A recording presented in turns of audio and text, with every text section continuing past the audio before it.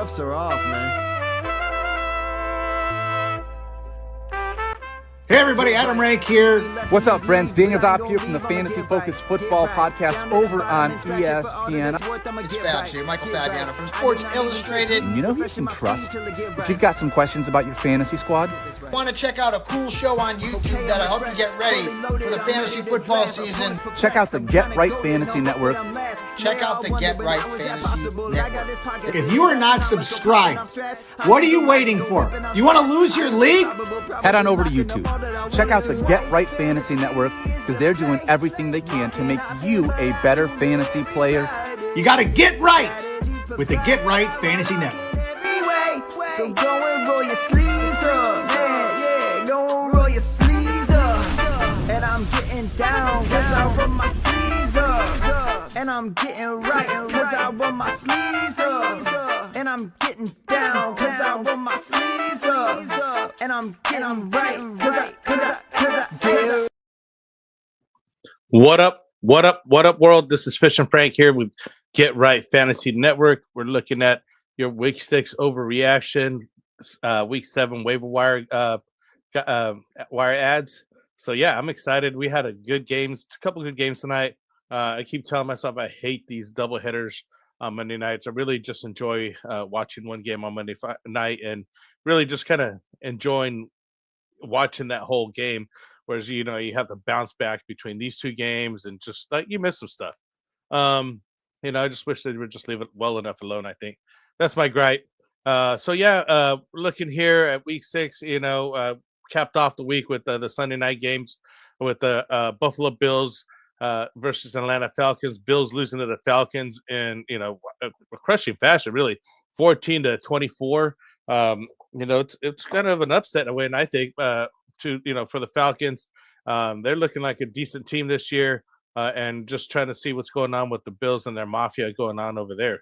Let me go over here some of the notable stats from this game here for the Bills. We had James Cook rush 87 yards on 17 carries. Josh Allen did 15-26, 180 yards, including 2 touchdowns. He also ran for 42 yards on 6 attempts. However, did throw 2 interceptions. So that did hurt his fantasy week there. And Dawson Knox scored a touchdown when Allen's 2 touching pass down. So those are notable ones for the Bills. For Chicago Bears, we had Bijan Robinson with the monster game with 170-yard rushing, 81-yard rushing touchdown. He had 68 receiving yards on 6 receptions for his total of 238 total yards from scrimmage. That's a single game total, second highest single game total this season. He also matched his career high of 170 rushing yards. So, monster game from Bijan Robinson. Drake London had a really good game as well. Caught 10 passes, 158 yards, and a touchdown. He and Robinson accounted for nearly 400 of the Falcons, 443 offensive yards. So it's literally them and 43 other yards from somebody else here. We have Michael Penix went for 20 of 32, 250 yards and a touchdown. And then you had Tyler Algier here, his first touchdown, the 21-yard touchdown. So he's still being a good chase of pace guy there for Robinson. And this was Michael Penix's first Monday night football debut, so he got the win in on that. Good for him. Then we had the Washington Commanders at 24 versus Chicago Bears 25, the second game, which was really close. I mean, that was a good game down to the last second. Obviously, you could tell by 1 point differential here. On the Washington side, the notables Joe Corey Krosky Merritt Bill there. He had a strong performance, 111 rushing yards with 2 touchdowns on 14 carries, adding 39 yards from 2 receptions. So he did very well there. Jaden Daniels went through for 211 yards and 3 touchdowns, also adding 52 rushing yards on 10 carries. So really good outing there, averaging about 19 points per game this season. Deebo Samuel, despite the Hilly injury, he led the Commanders with wide receivers with the offensive snaps. Recorded 8 receptions for 96 yards and a touchdown. Luke McCaffrey recorded another touchdown this week, 33 yards and a touchdown. He's coming out as a viable option here. And then we got Ertz also got a 6-yard touchdown. So those are 3 touchdowns that Jaden Daniels threw right there with those guys. On the Bears side, we had DeAndre Swift. Breakout performance, man. Recorded 108 rushing yards, 14 carries, 67 receiving yards, and a touchdown, and on 2 receptions on that. And this first 300-yard game of the season, including a 55-yard receiving touchdown. So really good game for DeAndre Swift. We had Rome Odunze, still continue a good start. 2 passes for 32 yards, not much there. Caleb Williams threw for 211 yards on 3 touchdowns. And then we had DJ Moore going 3 catches for 42 yards. So they did get the win. So that's the important part. And then we got the Bills. Oh, we already did the Bills part. So that was the Bears. So yeah, that's the Monday night recap there. Let me go into some notable things going on. Hey, who's out there this weekend? Who's talking? Who's watching here tonight? I know it's kind of later. We had to get into these games here. But let's take a look here. We kind of reacted over here for those games. I had a couple other notes about this week here coming up. Baker Mayfield, he's looking strong. He's solidified his position. Might be getting some talks about the MVP talk here, including he had a good strong plays this weekend, including a clutch run and a deep touchdown pass. The Buccaneers are now 5-1. So looking like Super Bowl contenders, but he's got a lot of injuries over there, including Mike Evans and Mecca Buka, which we'll get to in a second here. And so we'll look at what they got going on. That was against the 49ers. It was a good game. The Bengals shows continue, although we had a Joe Flacco debut this weekend. Didn't turn out quite right for the Bengals, just having a 4th consecutive loss. But he did have a good connection with Jamar Chase. So have to go look at those numbers. They look pretty good on that part. So, Panthers here coming up next, showing signs of life. Back-to-back victories for the first time. They beat my Cowboys, unfortunately. Rico Dowdle's looking really good. He's the first Cowboy to rush, first guy to rush 100 yards against the Cowboys in like forever. So he had 183 yards and 2 touchdowns. So he looking good. If you got him, I'm not sure how it's going to look when Chuba Hubbard comes back, but he's right now you got to start him. So yeah, those are just some of the notable things I want to mention. Another strong performance from Drake May. The Chiefs regroup, so they're looking good. They got a good win over the Detroit Lions. And Rashee Rice is going to be coming back here also. So you're feeling strong about that because it's going to be week 7 now. So yeah, those are some of the, just kind of things we got to react to this weekend coming up, what's happened over the weekend. So let me know if you guys got any questions. Throw them in the chat. We'll start discussing some of the guys. Kind of want to get to here, just kind of do the week 6 injuries coming up here. Just kind of went over the news points. I'll get to the week 7 top waiver wire ads for basically 65% owned or more, and then we'll just do some live Q&A at the end. Really quick, I just kind of want to mention what we got going on during the week here for you guys, and our basically content that we have week in, week out. So Tuesdays we have Phil with the extra point. On Wednesdays we got myself doing the roster management buy sell trade show. On Fridays we got the sit start and Q&A. And then Sunday morning, we got Mike doing the active inactive. So please do like and subscribe. Check us out. We got this content coming at you every just almost every day here, So check us out. We got different guys, coming in here. Waiting to see if we got Dylan coming in, but unfortunately he's not going to make it tonight. So maybe next week here. So we do have super chats. So if you feel inclined to support the show, we'll definitely spend more time on your, question. And as always, join our Discord channel if you want more. Just ask your questions, have trade talks, waiver wire talks, everything else going on the Discord. So join our Discord as well. But the super chats are most appreciated here. Let's start looking into what we got going on during the week here, and our buys and the injuries here. So coming up here, we got week 7, Baltimore Ravens and Buffalo Bills on a bye. But I did want to mention week 8 because week 8's like basically a bye NATO. So you might want to start looking ahead now, just due to so many people on bye in week 8. We got the Cardinals, Detroit Lions, Jacksonville Jaguars, Las Vegas Raiders, Los Angeles Rams, and Seattle Seahawks.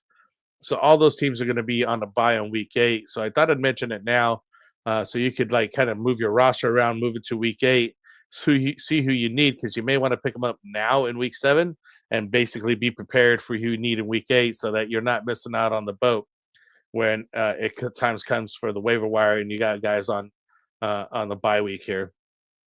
We got a Thursday night matchup coming up with Pittsburgh Steelers and Cincinnati Bengals.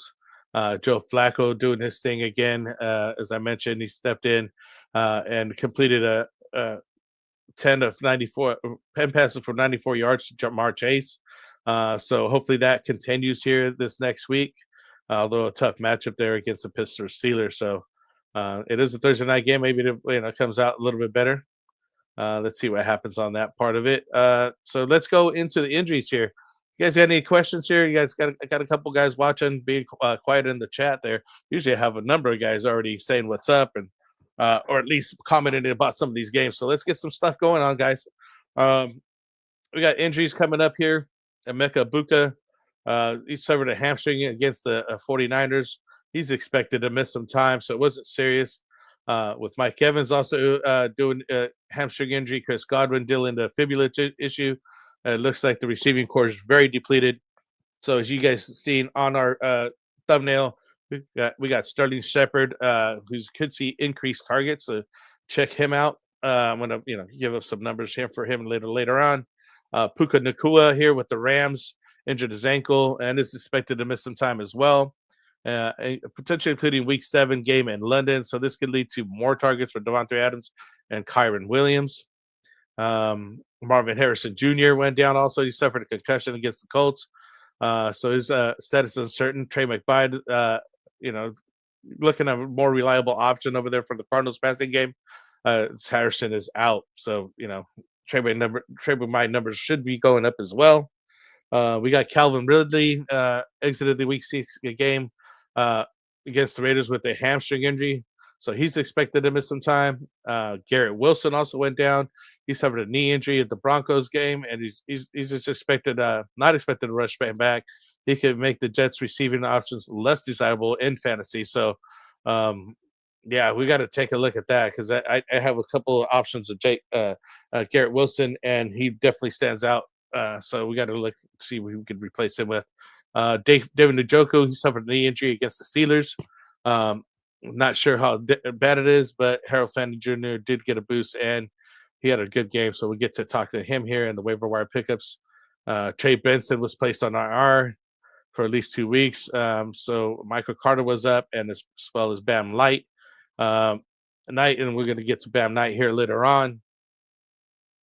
And then again, Marion Hampton was placed on our last week. And we'll get to Kamani Badal. He's the one that came out looking like the winner against Hassan Haskins. He already had the second year anyways. I was thinking, should have done better, went with him, but who knows? It was a crapshoot at that point. Other notable injuries: Lamar Jackson expected to return after the week 7 bye. So again, next week they're having a bye. Kyler Murray week 6 all of a sudden with the foot injury. Jacoby Brissett started in his place. We got Brock Purdy missing week 6 with the toe injury. Mac Jones started in his place against Schuba Hubbard going down. Rico Dowdle blowing it up. Bucky Irving missed week 6. We have Rashad Wright taking the ball carries. CeeDee Lamb still down with an actual ankle sprain, but expected to return in week 7. So hopefully CD is back and better than ever. Terry McLaurin ruled out for week 6 due to quad injury. Noah Brown ruled out for week 6 due to joint injury. So this was just a lot of guys still going down. Lastly, I want to mention Miles Sanders was placed on IR with the knee and ankle injuries, ending his season. So Jaden Blue is up now. He'll be the backup to Javonte Williams. He hasn't done very well, but you always want to get that backup and handcuff. You could start getting some plays here and there just to spell Javonte Williams. And hopefully maybe he does better than that, because he was a draft candidate this year, and we were taking a look at him. So, those are the injuries for this week. Hopefully you guys aren't dying out as well over there. So we got Aiden in here. He's got some questions going on. So I'm going to get you in 1 second, brother. Let me take a look at this. First, I want to pay real quick bills since I'm on a roll here. I want to talk about our guys here at Underdog Fantasy. Yeah, and we got the Trophy Fact Smack logo up here right now. So let me change that thing to Underdog Fantasy here. It's a place to play fantasy football here. We do all their best ball tournaments, draft tournaments during the off season. We've streamed them live, but right now we're in the pick'em contest. And you simply pick higher or lower on player stats like total yards and touchdowns. You got to use promo code GetRight. This month they have what they call the Boostober, so promos every day in October. So you got to check them out. That's literally just a different option every day. Currently, if you use the promo, it says it's play 5 get 100, not just 50. It's 100. So use our code GetRight. I mean, I'm telling you, it's all multiple promos available in the app. So check out underdogfantasy.com. Again, use promo code GetRight on that. So yeah, let's take a look at the top waiver wires. But before I do that, as I mentioned, I want to get to your comment, Idion here. Let's check it out here. So he's got quarterback Drake May, Justin Herbert.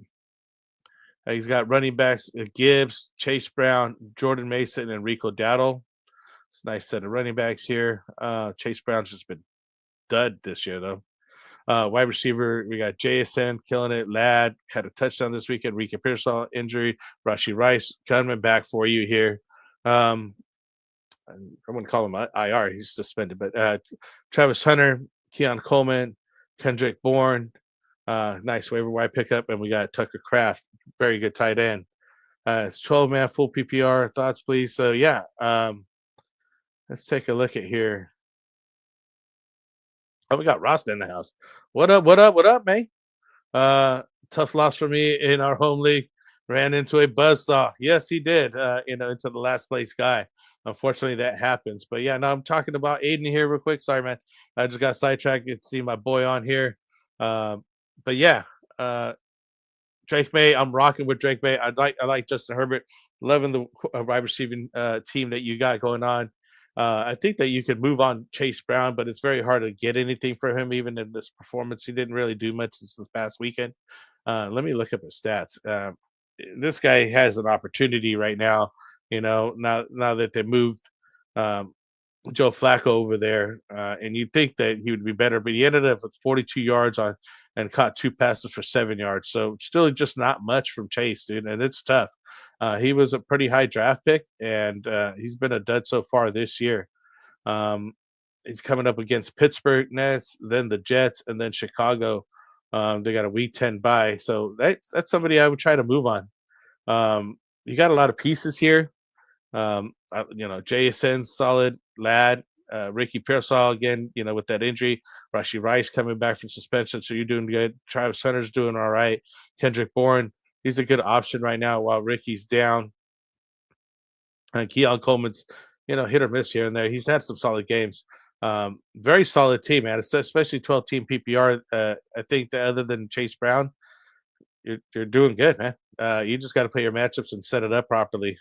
He's like, I have the number 1 waiver, and I can get Vidal. I don't know who to drop, and because I need to get a ride of someone because Rice is coming back.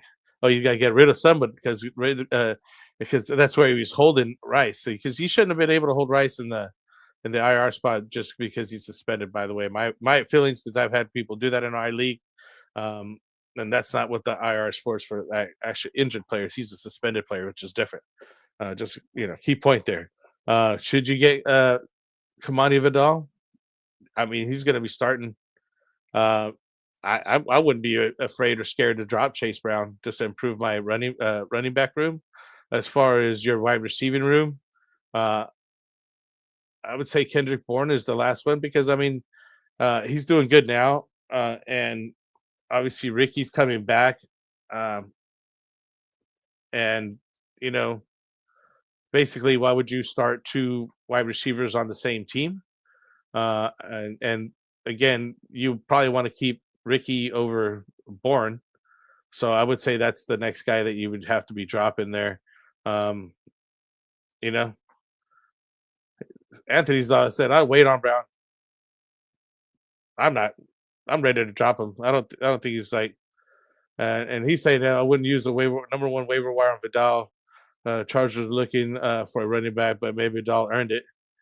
Yeah, I'm not afraid to drop him. But again, to the point of the question here, it really you still need to drop somebody just to get Rashee Rice out of IR. So I would say Kendrick Bourne, just because you already got Ricky. Anyways, and I wouldn't start two wide receivers in the same team. Anthony's on that too. I'm a Brown still. I still can't believe it. He was my second round pick, and I feel you, bro. I feel you. Maybe that's why I said trade him off or something.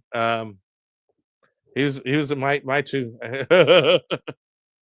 He's like, you can't give up yet. He's just making TDs. Yeah, well, when is he gonna get him? How long is it gonna take? I guess he's a bench guy. If he's a bench guy, he's tradable to me. He's almost droppable to me. Like I'd move on. I'm ready to move on. I got him on the team, man. Send me on a trade offer. You can take him off my hands. Yeah, and then he'll be good soon. I hope too. Yeah, he should be good. Hopefully, I don't know. I'm not waiting on Chase Brown. Let's see. Talking about running backs, since we were just on that subject, Kamani Vidal on the Chargers, 44% owned after Amari Hampton's high ankle sprain. Vidal accommodated the backfield touches, 18 carries for 124 yards and a touchdown. So he's this week's top waiver wire priority for RB1 workload. As long as Hampton's out, really. So let's see when Hampton comes back. He's got a couple weeks to go, I'd imagine. At least he solidified as a start because Haskins was in the way. He made sure that people knew he's the guy. The next guy up we got here is Bam Knight with the Cardinals, 51% owned with Trey Benson on IR. And Michael Carter was leading the backfield here by committee, but he saw the red zone touchdowns in week 6. So, Bam Knight went for 11 carries, 34 rushing yards, 1 touchdown, 1 reception for 20 receiving yards. So he's basically an RB3 or a flex option. He still is behind Michael Carter. But if you're, looking for a running back, so there's cares out there, that's a guy to have. We got Tajay Spears again, 33% owned. He went 11 touches for 61 yards. And he's still just a valuable handcuff there. You want to keep him because he's just right behind starter Tony Pollard. Then we got Jaden Blue, I mentioned earlier, with Miles Sanders being placed IR. Jaden Blue would be the primary back of Javonte Williams. So he's worth, at least stashing the deeper leagues, or, if you're, hurting, it wouldn't be a bad pick up and have on your roster at some point. Moving on to the wide receivers. We were just talking about this guy, Kendrick Bourne, 49ers, 32% owned. He could take top targets from Mac Jones, 142 yards for a second straight week. But again, he's basically a must start until Ricky Pearsall, Kittle returns. Jawan Jennings is still doing some things over there. We haven't even seen. I can't even think of the other guy's name. The other wide receiver who got injured last year. I can't even think of his name right now. I wouldn't touch him anyways because he's just on my do not touch list because I drafted him last year. You also got Josh Downs this week. He went 49% owned. He's went 5 receptions, 5 targets, 93 yards, and 2 touchdowns this week. Again, only 49% owned over there with the Colts. The Colts have been, putting up some very good games this season. Hopefully, he can keep that up. He got the favorable matchup against the Chargers with their depleted secondary week 7. So,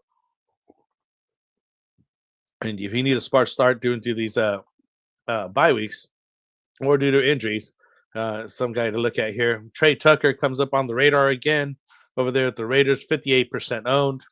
So people have been holding on to him. 50 receiving yards on 4 of 6 games in a viable flex option. He did 5 receptions for 5 targets, 70 yards this past week. So he seems to be the top guy over there with the Raiders. Not much to say there, but I mean, if you need a guy, you got a guy. Sterling Shepard, Buccaneers, 22% owned. Again, because I mentioned all those injuries to Mike Evans. Puka Nacua now got hurt.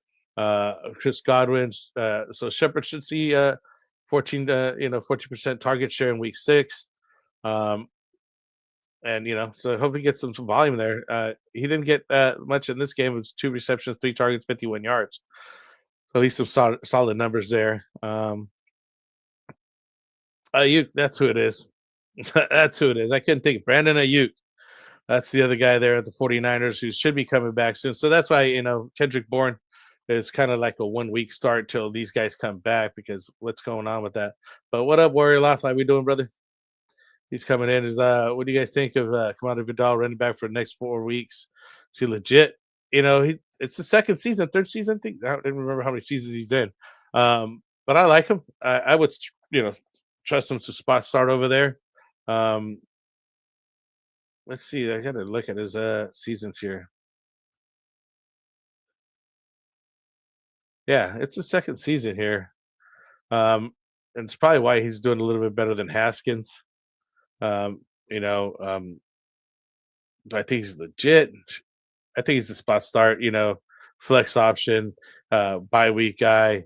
And you can start him for a while, but Omari Hampton will be back. So you just gotta ride it for as long as that happens, right? They got an easy matchup with the Finns. They're coming up. Coming matchups will be tough. You got spot start, short window to use that guy in. So maybe what's his name was asking about. Anthony was talking about don't use the number 1 waiver wire on Vidal. Maybe that's the reason, but again, I still stand by my words. I wouldn't care about Chase Brown.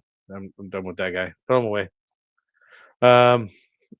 Let's see. We got to look at some quarterbacks here this week. We got Jackson Dart, Giants 29% owned. This rookie keeps averaging consistent fantasy numbers on his legs, averaging 56 rushing yards and 10 carries per game over the last 3 starts. This last week against the Eagles, he went 17 to 25, 195 passing yards, 1 touchdown, and 13 carries for 58 yards and a touchdown. So he's doing, rushing work. So if you need a wide receiver for bye weeks and things like that, somebody to look at. I got Sam Darnold, also Seahawks, 35% owned. Throw multiple touchdowns in 4 of the last 5 games, and is top 5 fantasy quarterback this season. He's a must-have start where available. So look at him at 295 yards and 2 touchdowns this last week against the Jaguars.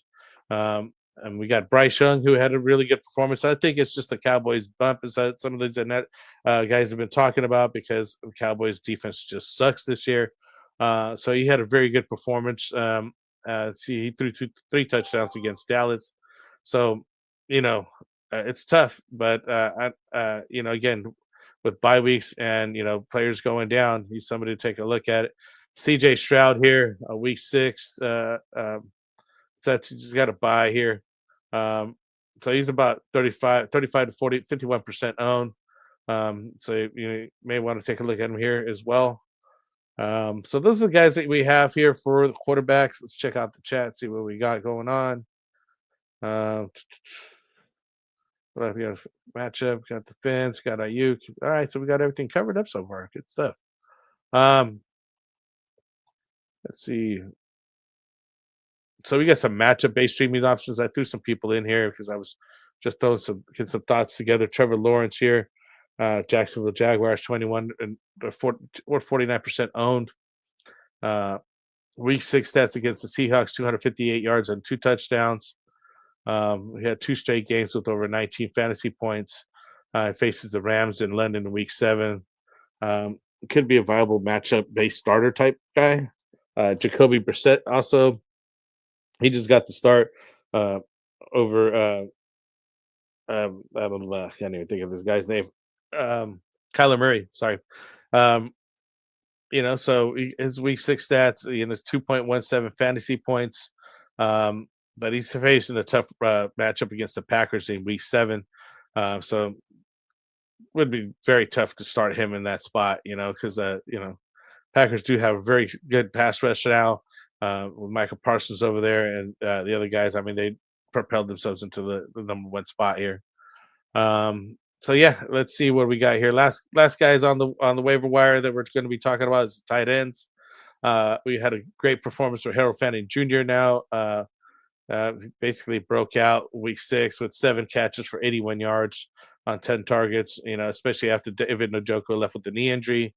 And if he misses some time, Fanning could just be the immediate guy. He's been on the waiver wire a couple of times, but since, David Njoku is still over there, he was a good late pickup, or waiver wire guy, basically somebody to draft late here for tight ends.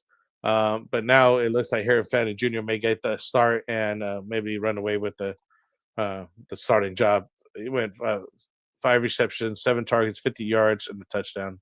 Mason Taylor, Jets, 34% owned.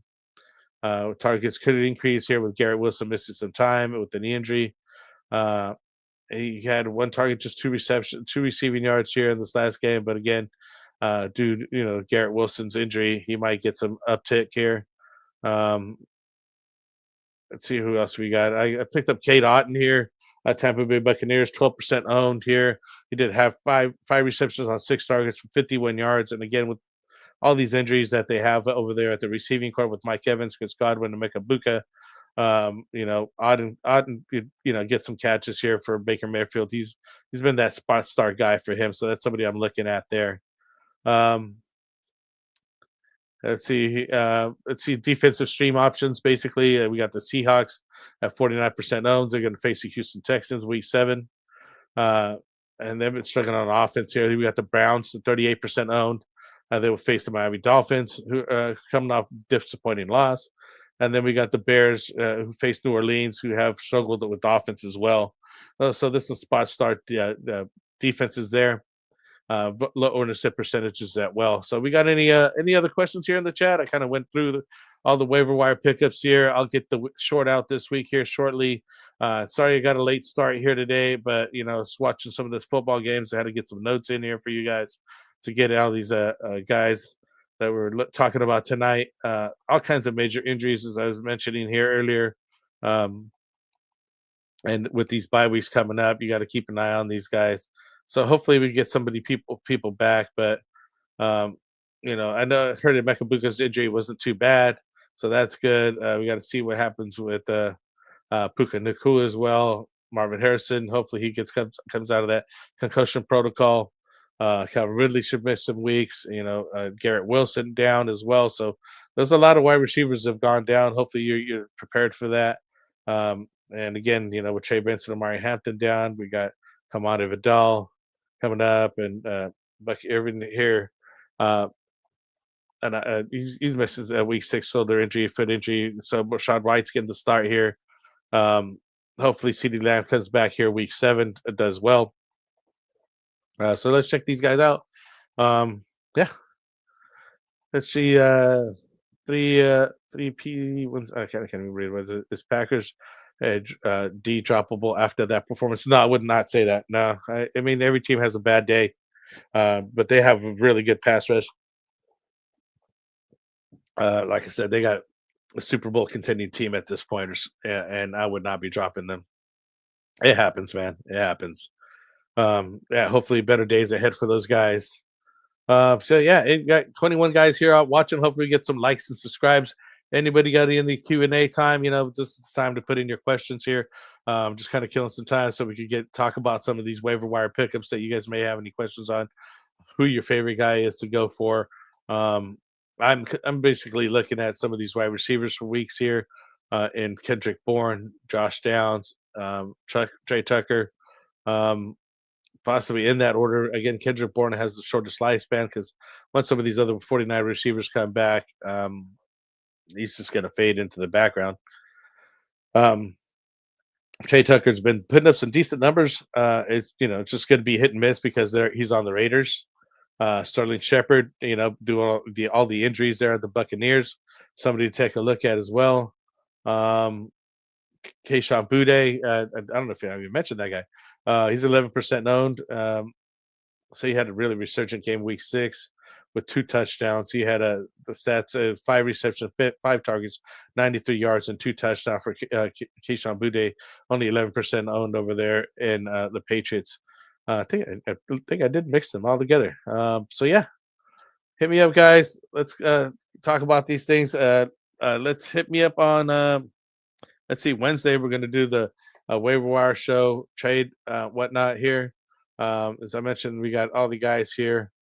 Hopefully we got to update this list. I forgot to tell Mike about this little logo thing because fortunately we don't have the fantasy boardroom anymore. We do have the fantasy football tavern there, and we got Phil doing the extra point here tomorrow, but fantasy boardroom till further notices. We'll be back maybe at some point. Never know what happens here. So I appreciate you guys being on here this week. Let me know if you have any questions. I'll get the short out here for a second. And let's start talking some trades here on Wednesday. They do the buy sell trade show. So yeah, peace out, guys. We'll see you. Fantasy is the play. Marking nothing, but I tune in every Friday. Strategies provided, I will lock in every way. So going